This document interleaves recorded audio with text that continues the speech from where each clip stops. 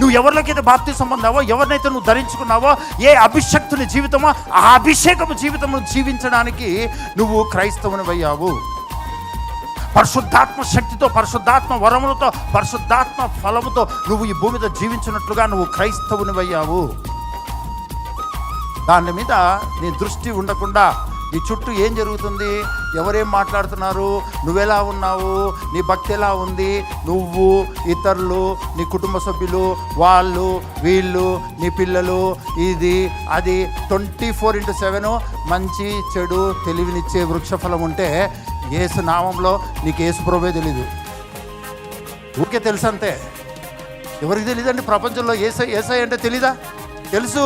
Cross కనపడిందంటే క్రైస్తవులు అనుకుంటారు. క్రైస్తవులు క్రాస్ అన్ని నువ్వే కాల్సిన సిలువ ఆయన ఎక్కేశాడు. ఈరోజు నువ్వు ఆ క్రాస్ ఎక్కాల్సిన పని లేదు, ఆ క్రాస్తో నీకు పని లేదు. యేసుక్రీస్తు నీ కొరకు చెల్లించిన వేళ చాలు.